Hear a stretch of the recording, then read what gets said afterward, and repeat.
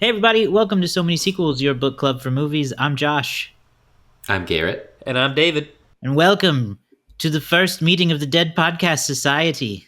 Oh, very well done, sir. Yes.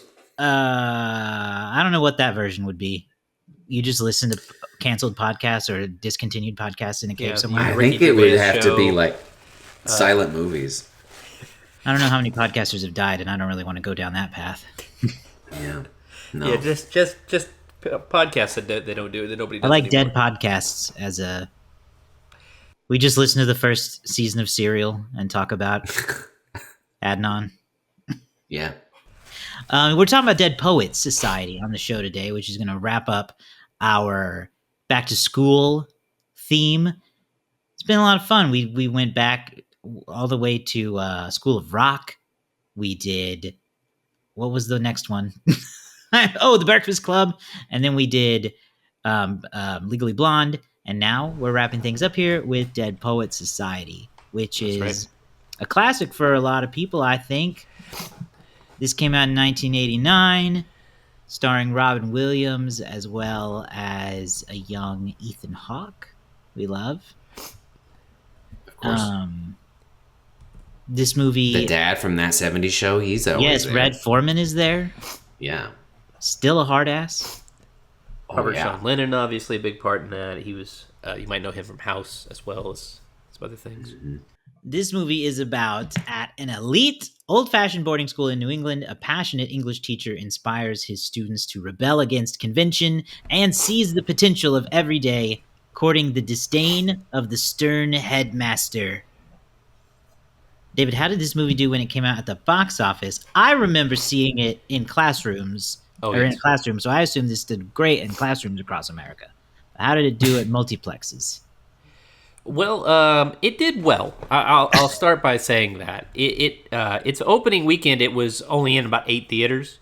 So I'm going to go to weekend two. Oh no! Where I'm going to go to weekend two. It did expand to wide release in the following week. So weekend two, it expanded to about 680 theaters in the U.S. and brought in 7.5 million during that week. The week after that, it brought in $9 million in about 1,000 theaters. So, they expanded it. It got bigger and bigger. You have to excuse me. I have some allergy issues right now, so hopefully I'll try to keep that under control.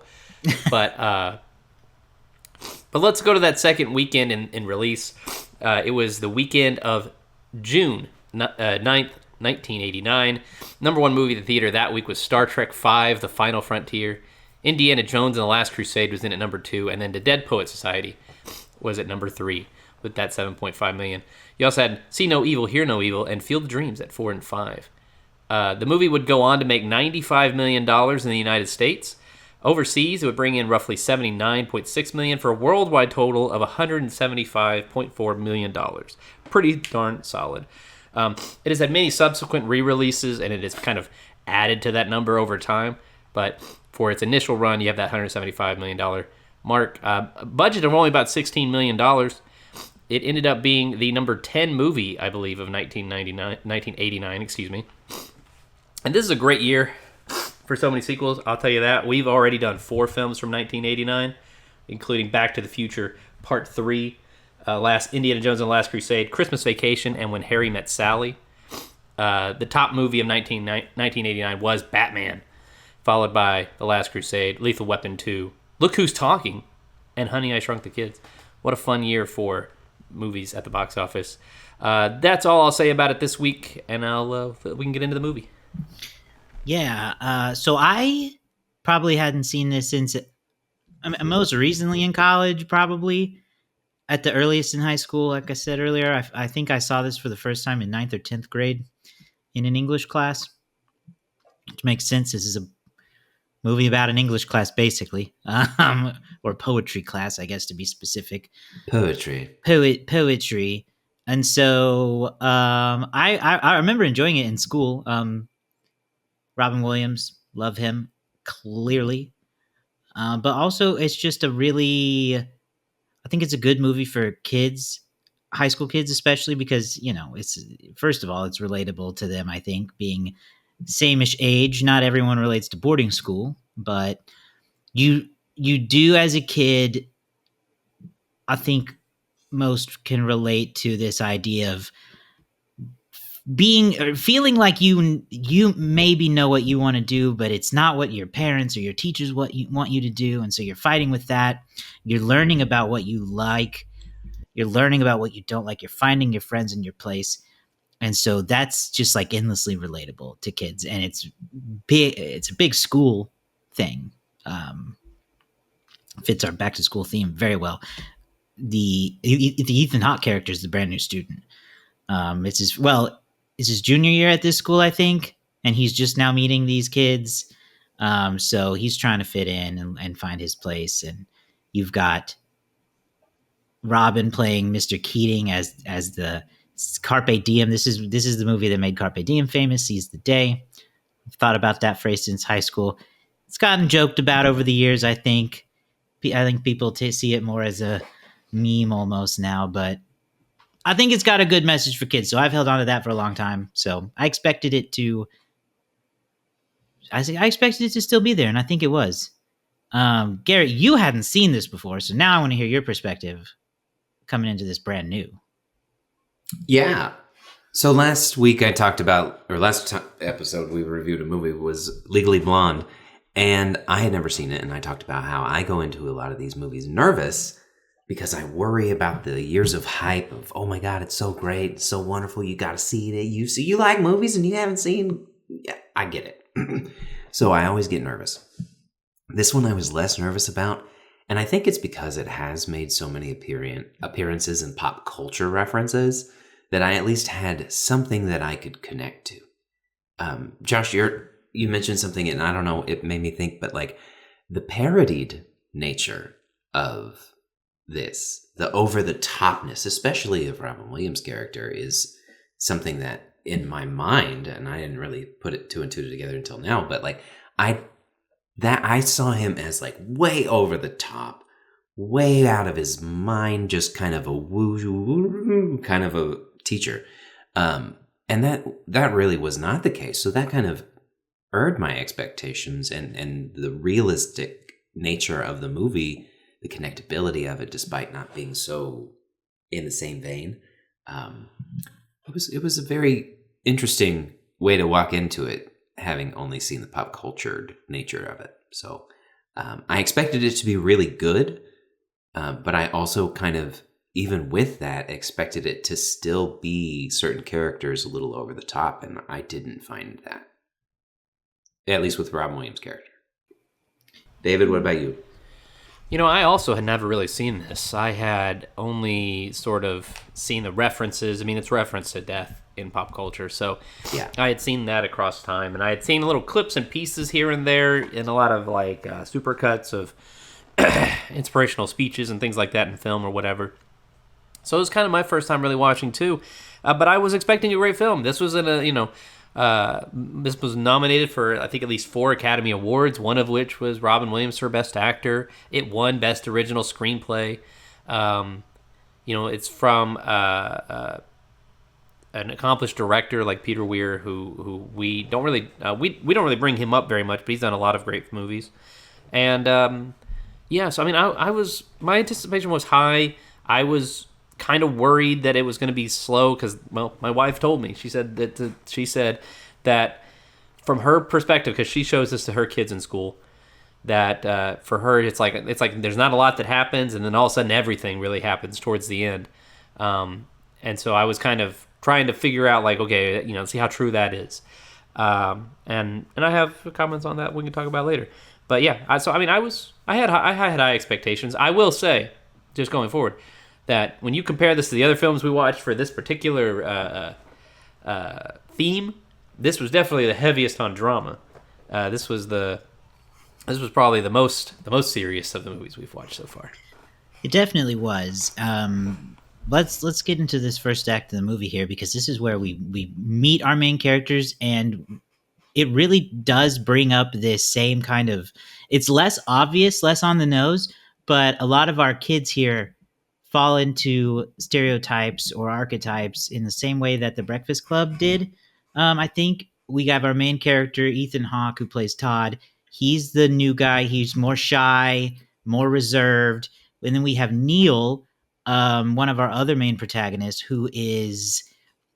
he's the one facing a lot of pressure from asshole Red Foreman, is his dad. He wants to be an actor. He's trying to figure out what he wants to do with his life, and if it is what his dad is sitting him to do. Knox is the romantic one, and Charlie is the rebellious one. And this act kind of sets us up to when they meet Mr. Keating, then they first learn about the Dead Poets Society. What are your guys' reactions in this kind of initial build up? Two newbies to the movie, so I feel like you guys should cover this. I feel like this is, this is a movie, right? Like, this is made in a time when people had a story that they wanted to tell, and this is somebody who wanted to invest in this story. So already taking that into consideration, it gets a lot more, I don't know, critique, if you will. But like, this is introducing you to these people, and this is doing such a good job of giving you different perspectives of all of these different kids, showing them, yeah, they're supposed to be this way. They're at this prep school, but all of them also hate their school. These are just kids who want to be kids, and the kid is taken away from them at this place. And so you bring Robin Williams into this right out the gate as a tamed down version of the genie. And he's just there to inspire and really give these kids something. And so him also being a graduate of Welton, I mean, it just connects so many, it starts so many different threads. It sets up so many expectations, and it unravels and weaves as we go along. But I really appreciated a chance to kind of get to know all these characters. I would be Todd as we go through this. I don't want to talk to anybody I don't know, and I certainly don't want to stand up and speak in front of anybody about anything that I feel like I feel or say. Ever. I would also probably be Todd in this stage. Similarly, I really thought that the opening does a great job of just setting the table. You have these characters, these students, like you said, Josh, really well kind of displayed how their personalities interact. They are young boys, 15 to 18 or whatever they are. They're a little rambunctious. They kind of flick a little bit of the rules. They're smoking in the dorms or whatever, trying to keep still keeping their appearances though when they need to, and even in this very tight setting, because we also get introduced to the school, and they're introduced.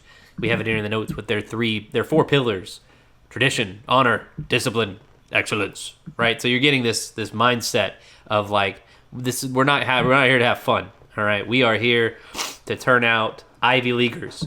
And then you bring in Robin Williams, and to my surprise, this movie's less about him. Like, we really only see him kind of we only see him, I think, 3 times when he's not in the presence of the students, more or less. And so we don't really it's not so much his story. It is his story of these kids, of Neil and Todd, Knox and Charlie. Like, they're the main characters. And just him coming in and him having this different perspective, different way of teaching, and how that just unsettles them, and how that allows them to start to think differently and to start to actually enjoy, to an extent, maybe not enjoy learning, but just enjoy, like, hey, you know what? Like, we're a little bit free of the normal, like, restrictions that we normally feel. I thought that was great, and as they kind of get into like discovering more about him and how that allows them to unlock their own Dead Poet Society, I thought was a really good setup for how the movie turns out. Yeah, they kind of find out, they dig up the old Welton yearbooks and see that when Frank was there, he was in this Dead Poet Society situation. So they decide to bring it back, basically, by going out into the woods and finding a cave and reading poetry like boys do. Boys will be boys. Well, and they use the poetry to also introduce these kids to their feelings. Because what I found interesting out the gate was the way they would teach and grade poetry. Now, I admittedly did not grow up reading a lot of poetry, writing a lot of poetry, so that is a form of writing that I struggle with because there's so many metaphors, there's so many interpretations, and it can be done in so many different ways, and like it's hit or miss with me. But the way that they were grading it based on the graph scale of like, oh, the importance of it and man, that's Like not how that poetry is a works. math equation, yeah. Exactly. And Absolute that's just ass, not, I say. it's not the way it works. And so that, again, sets up an interesting perspective from Keating because he is a graduate from there and he did the Poets Society, as we would find out. So it makes his approach make sense, but, you know. It makes me wonder how he made it through the interview. Much like Jack Black. He knows how to play that game. He knows how to play that game. Yeah. Oh, yes. He was very No, I did have the he thought. knows- I was like, man, these movies, the core common or the real common denominator in these movies is there's not a lot of looking into who they hire at these schools. You got Jack Black pretending to be Right. somebody he's not. You got the Breakfast Club principal throwing kids in closets and threatening to beat their asses. Yeah. You got who? Victor Garber. Victor Garber. Enough said about him. And then you got Frank Keating, the best, obviously, but clearly was hired Yeah. knowing that he was going to buck the like curriculum, I guess. Which going into Act Two, we'll talk about now. They go deeper and deeper into this individuality, originality thing. The Dead Poets Society is bringing more out in them as young men, as a friend group, and then Mr. Keating is pushing them further too. He starts telling them to rip pages out of their books. They rip out that page you're talking about. There's a great scene towards the end with where the principal or headmaster is taking over class, and he's like, "We use someone else's book." He goes, "They're all ripped." Yeah. What? And so he's just continuing to push buttons here with the headmaster in the school, but it's pushing these kids more into finding who they are. Yeah, this is what I think every teacher wants to view themselves as, or like wishes they could be. Like they really wish that they could break down this stuff in a way that just inflames the kids' imaginations and makes them want to read, makes them want to learn, makes them want to be better. The juxtaposition of how stuffy the rest of the school is versus Robin Williams, who's really not even necessarily being like a bad teacher or like even an uninformed teacher. He's being an amazing teacher. He's just getting in there with them. He's being warm. He's pushing against the expectations that they have, you know, and just allowing himself to he's not presenting himself as like the stodgy old man. He's like, no, come on, guys, get in here with me. He's making references that they would get. It is 1959, so some of the references are a little dated for us, but he's making the references that they would get and they would think were funny. And the way that he just brings out slowly the things that these kids really like about themselves, the way he's able to get, you know, he encourages that romanticism out of Knox, right? He's able to get Todd to the point of being able to speak in front of the class and express his own poetry. The kid's got a great mind for it. And the way he gets Neil to like really believe in himself and to go for things, to seize the day, you know, like it's what everybody wants to feel like they can do.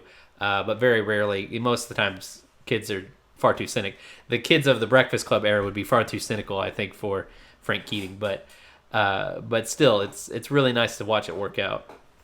Well, and I will say that, you know, the issue is because this is the first real experience these boys have had with somebody encouraging them to think about what they want to do. What is it that you care about? Here are these feelings. You have to understand these feelings to better understand this poetry. This isn't a math equation, as we referenced earlier. Yeah. These are feelings. And you're teaching a whole, you're trying, if you're a good teacher, you want to teach a whole person. And that should be an opportunity for something like this. Now, I'm not saying every subject shouldn't be this way, because then you don't have the discipline or the excellence or the stuff, that you need a combination of both. And that's where we see these kids not understand the balance. You know, Todd initially, he's too afraid to seize the day at all. And then he gets encouragement from Mr. Keating. Mm-hmm. But Neil, he seizes the day in the wrong way, if you will, because what really for him would have been seizing the day would have been talking to his dad. But that wasn't something he was able to do. So instead, he seized the day in other ways that weren't healthy, that still gave him that rush and that feed, but were not healthy in the long run. And then Knox, he did some questionable things and it worked out, but he also just found a level of confidence that allowed him to be there. So there's a good way that they all have balanced and show that the good of seizing the day and the negative of seizing the day through all of these different stories. Yeah, that's what it does. It really instills a confidence in them that the school's typical curriculum was not doing. At least that's, I think, what they're it's sucking trying the to life say out here. of them. I mean, Right. there is no enjoyment anywhere. It is No. just constant. You're going to end up like the professors there, and nobody wants to be that. They didn't look No. like they were happy people. No, when he starts to really pull this out of them is in another one of the more iconic scenes where Robin, where Mr. Keating introduces to the concept of the barbaric yawp, Yeah. which is another Walt Whitman coinage where it is. I was just looking up the definition if there were one, and it's not a real. It's not in Webster's dictionary, but it basically is just this primal, untamed shout of joy or freedom. Just being free is this primal scream, the barbaric yawp, and he's having them do it, and they're screaming in the classroom. Yeah. Chaos. And the thing is, so two aspects I want to talk about is like he manages to frame what they're doing, poetry. That's his main subject, right? Poetry, maybe literature to a smaller extent. These kids are being trained to be like, I don't know, senators and lawyers and doctors and things like that. And poetry to them seems like the least important of any of these skills they might be learning. It's required for them to learn it, but the way that the school would have them learn it is like, hey, learn these facts, learn these names, learn these particular elements, but like it's not that big of a deal. And he really puts a nice, it's kind of it may be a little melodramatic, but he puts it in a really nice way of like, yes, becoming a doctor or a lawyer or a judge, or these things, those are very important parts of life. But man, the poetry, the love, the emotion that you can express, like that's what makes life, that's what makes it worth living. And so he like really brings that out of them, and it really works even on the kids that feel like they would be like too cool for that. The one that really stands out is like Charlie, who renames himself. He doesn't rename himself, Nwanda, or something like that. Yeah. He gets the paddling and all that. Like he's the one who's really like, you know what? He's taking what Mr. Keating's saying. He's running with it, like full rebellion from conformity, full rebellion from this school being as lame as it is. All of them sort of take Mr. Keating's lessons and use them in, forward them in certain ways, but it all kind of eventually comes to a heading point where, these kids are making these decisions and some of them lead down some uncomfortable roads. Yeah, I mean, Charlie is a good example because Charlie gets admonished a little bit, or not disciplined, but he gets talked to by Mr. Keating about it because he does cross a valid line that he talks about. One of the things Charlie does is he basically pins this editorial about how Welton needs to start allowing girls in, because this is an all boys school, and I think basically the article's tied to the Dead Poet Society. So Mr. Hardass is so mad about it, and he's bringing him in to paddle this boy. Not just for the article, but he's demanding him to give up the names of the kids in this club, which is just hysterical to me. And just old man yells at Cloud is all I see when it's like, who are the other little boys in your little boy club? Who is defying our authority? How dare you? And he doesn't give them up, which is great. But he gets told by Mr. Keating later, like, basically there's a line, and you have to know when to ride it, not cross over into stupidity, because he said seizing the day is not you getting expelled from this school, despite what you felt like you were doing. Still a lot of learning for all these kids to do. There's a line in there that, they reference a lot through one of the poems of, I went out to the woods and something because I wanted to suck the marrow of life out of the bone or something like that. Yeah. And then he said, that doesn't mean you choke on the bone. Yeah. And that is the thing that these kids haven't quite learned. And that is that's the concern that is expressed from the stuffy professors to Keating of, you can't let these boys have these feelings because they don't know what to do with them. You're supposed to teach them how to handle those feelings, because if you don't, and you're being a human being, your parents, your teachers, like us as a community, how do you healthily handle these things? And they're not doing that at this school. They're stifling those, and that is going to, long run, create bad problems. Yeah, this ultimately comes to a head in the character of Neil, who really embraces the ideas while being a little bit, I think, well, he doesn't go as far or as rebellious as Charlie does, but he wants to go out for a play, and he gets cast, and he forges his father's signature and gets permission. Eventually his dad, Red Foreman, finds out, right? And it blows up big. He's in big trouble. He really struggles to express himself to his dad. He ends up going against his dad's wishes and doing the play anyway. There's a moment, my wife pointed this out. And he lied about his dad's wishes, too. Yeah. And his dad comes, and his dad watches him in the play. They all go. I mean, Keating's there. All the kids, all of his friends come to see him. He does a great job. There's a moment where he's at, like, his dad sends for him. He comes out of the curtain. My wife pointed this out. He smiles for just a moment, hoping that his dad saw what it is that he feels, and he did not. His dad takes him home. He says he's going to pull him out of Welton, and he's going to send him to military school. And that's another 10 years of his life stuck in this rigid system that his dad is kind of forcing him to be in. And unfortunately, Josh, you knew this already. Garrett, I don't know if you really knew about this part. I had joked at the beginning of the movie. I told Nikki, I assume someone dies in this, and she said nothing. But sure enough, Neil's character dies by suicide in a pretty tragic.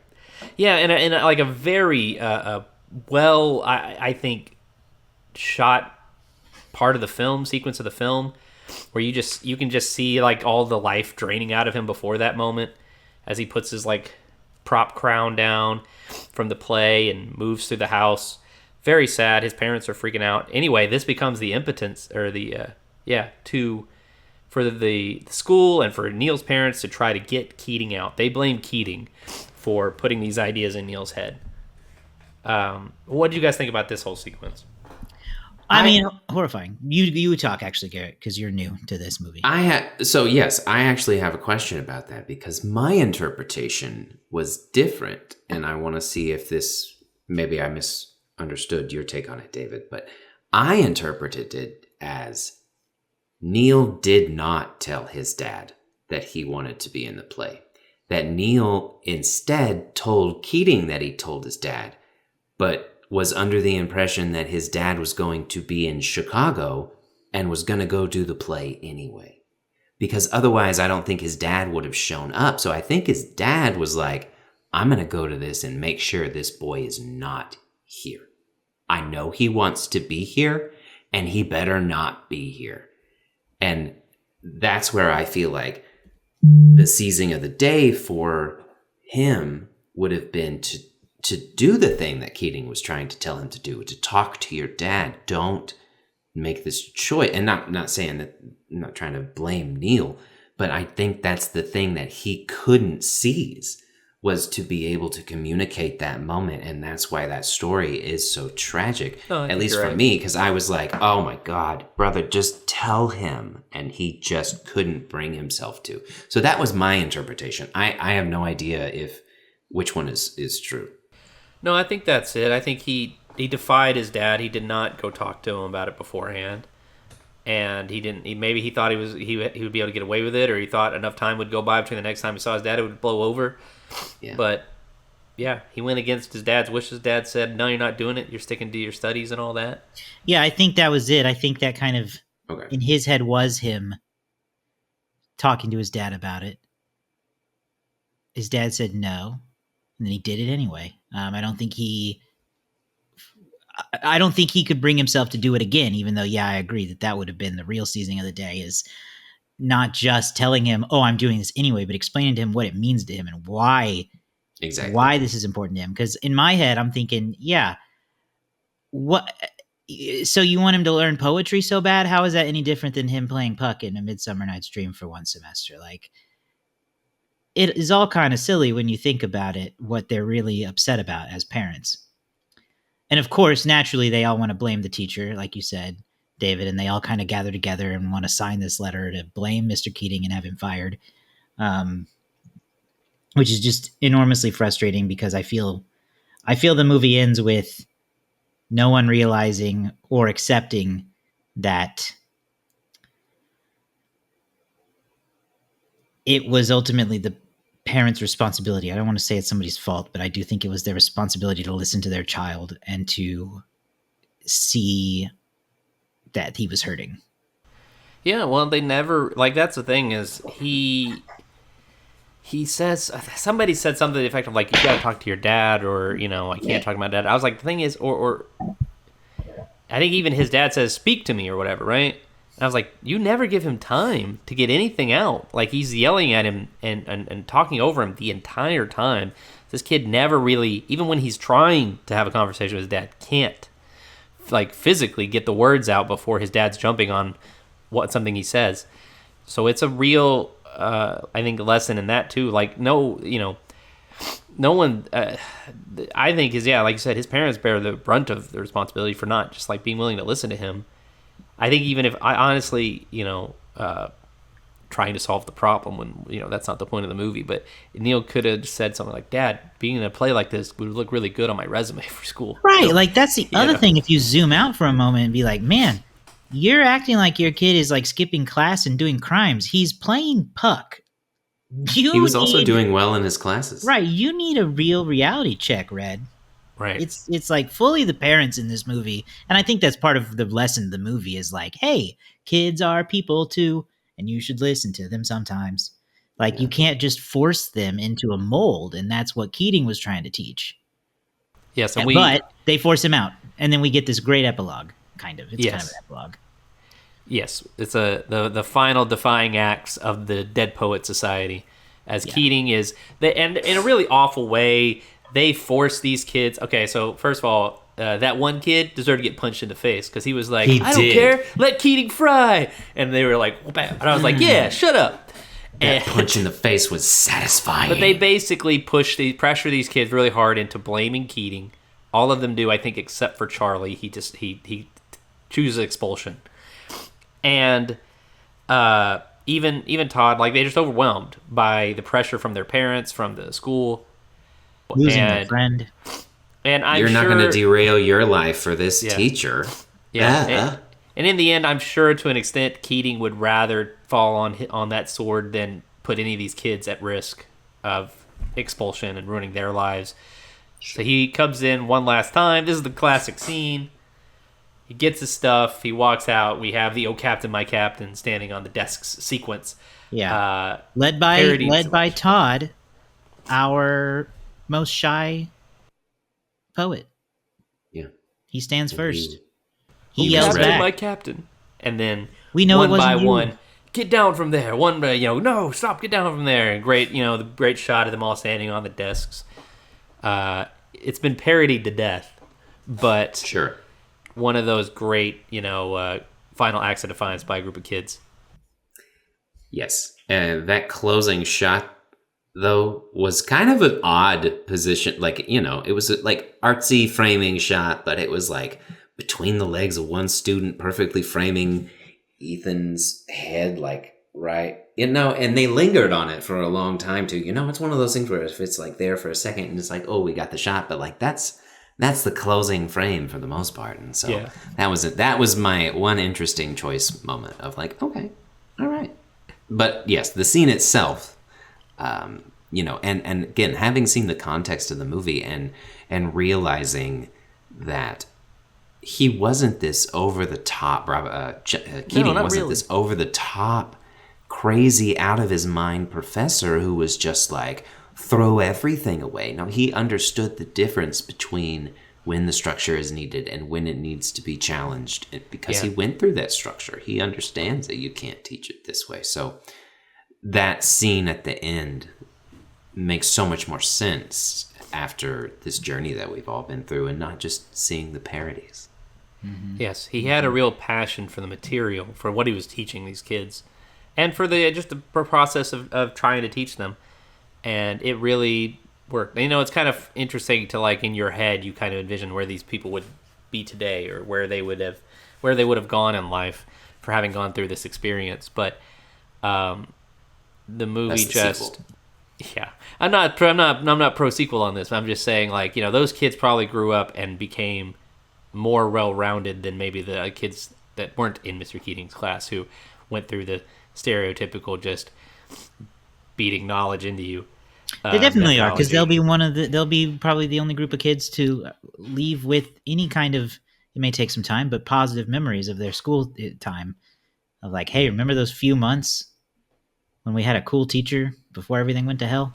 Yeah. Mm-hmm. All right, let's wrap up here with our final thoughts and review and rating for Dead Poet Society. Where are you guys sitting on this as first time viewers? I also want to touch on one of the things that as we talk about, was just like I said at the beginning, this is movie making. And some of the shots that they put into this, some of the camera work that they put into this, there were several shots where there's just like this spinning circular nature, and all of these boys end up in like it was just so well choreographed and well shot. And that's what I meant by somebody knew what they wanted to do with this, and I appreciate seeing that on screen. On top of that, this was a movie that had really lived up to the hype. Sometimes it doesn't happen for me. I'm always worried about that. But I've got nothing really bad to say, and I think this conversation has even talked me up. I wasn't going to do it, but I'm going to do it. I'm going to give it 5 stars. Wow. Okay. What'd you say? You were giving it 5? You give it 5 stars. Yeah. Okay.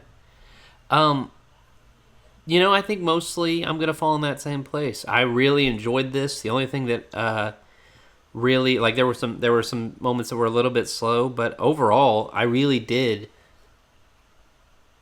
Everything about this just worked for me. It's pretty heavy drama. It's very serious, and I think that maybe if the lead actor, or not the lead actor, but if Keating was played by anybody else, it might not be as interesting.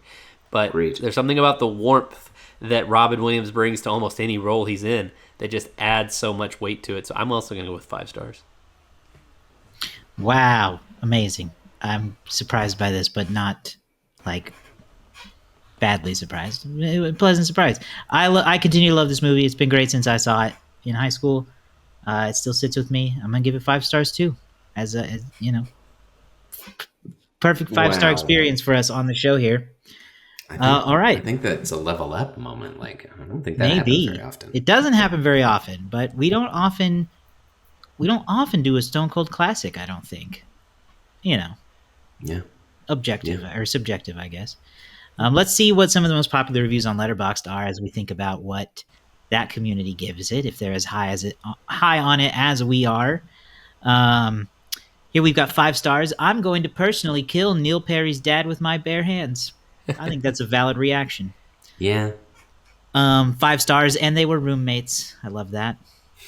4.5 stars. What a good teacher does to a MFer. That's what I'm saying. Well, that's what I'm saying. Exactly. 5 stars. I'm fucking distraught. Just kick me, please. It would be less painful.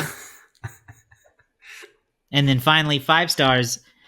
Me watching the first hour and a half I'm having the best time of my life. Me watching the last 30 minutes, I'm having the worst time of my life. Mm. Mm. Is it still me? It's still me, isn't it? Yeah, it's still you. Yeah. You're still. I'm still picking first. Well, I mean, little I bit do behind. think they're going to be high on it. I mean, we know I don't think there's any such thing as a 5-star movie on Letterboxd averages, but I do think they'll be high on it. So I'm going to start my bidding at 4.3. Ooh, I'm going to Mm. go bold, I it's a think. I good think it's spot. I to think be. that's a good. I mean, I ain't going above it. Who's Garrett, next? you and I You. tied last week, so I don't actually know who Oh, goes we next. did. But I guess I'll go first since you went first last time. I'll give you the final spot. I'm gonna guess. I mean, I'm not going far away from Josh. I'm gonna go with 4.1. nice. Well, then I'm gonna split the difference and just go 4.2 because I think There I you mean go. it's gonna be All on right. the higher I side. feel like it's gonna be in that range. If it's below 4, Yeah. I'd be shocked. Right. Yeah, and I can't see it just being a 4 stars. So We have 4-1, 4-2, and 4-3 on the board here. This week, we have a direct hit, Ooh, and it's me, bitches. Hey! It's 4.3. come back. I'm excited about that. Thirteen. That was a good guess, me. Good job, Josh. good job. And that only puts Josh 3 points behind me and Garrett now on the letterbox score. It's me and Garrett at 13, Josh at 10. Back I in mean- the game. We're we are neck and neck as we go down the backstretch here. Yeah, it's going well. This game is going well this year. All right, well that'll do it for us this week. Oh wait, actually, we should recap this theme, this back to school Yeah. theme. This was the end of our theme month. School of Rock, Breakfast Club, Legally Blonde, Dead Poet Society. Do we want to rank them? Is that even fair with the way these movies are? I'm gonna rank them in my level of enjoyment Okay. of this, like watching. So I think that I very much enjoyed School of Rock and that experience. So that is going to be the top. It was such fun for that movie to live up and then listen to the soundtrack and go through that again. Like it was an experience. Then I would say Dead Poet Society. It was a great movie, lived up to the hype. I mean, incredible actors. I mean, truly a wonderful, perfect movie, 5-star wise. Legally Blonde, first time watching it for me, really funny, really good message. And then The Breakfast Club was, I think, my least favorite. It didn't live. It just doesn't hold up well. It's definitely a good moment in time movie, but doesn't hold up well. I think my enjoyment rankings are going to be similar, but not the same. School of Rock, Legally Blonde, Dead Poet Society, Breakfast Club. And I'm going to go a little different. I'll say Dead Poets. Nice. I'll say that's a good Legally choice. Blonde, and then I'll say School of Rock and Breakfast Club. Oh, okay. So we all agree Breakfast Club was the least fun, interesting. You know, Go it back is and what it listen to is. that or watch that episode. You'll see I will why. say, sorry, I will say you can look if you look at the letterbox scores for those. We did not do a movie this theme that was below a 3.8 on Letterboxd. They were all 3.8 or better. We love Yeah, that. So Yeah. solid movies all around. These are good movies, even if we, are ranking them weird. And you like know. we said, wildly different genres within Yeah. this theme. You have, True. I would say, School of Rock, interestingly, is similar to Dead Poet Society in the framework of a unconventional teacher. But, Right. It does have similarities there. but obviously, leaning more comedy. Even Breakfast Club deals with similar themes of kids and the expectations put upon them versus what the expectations they feel like they want for themselves.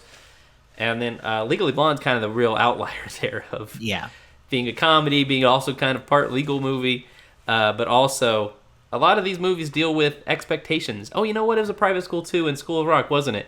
A lot of these deal with the expectations placed on students versus what they actually want. So there you go. Yeah. Misunderstood students. That's what it is. Okay. Well, that wraps up Back to School Month for us on So Many Sequels and this episode. Go subscribe to the show on YouTube, Spotify, or wherever you get podcasts. We would love to have you.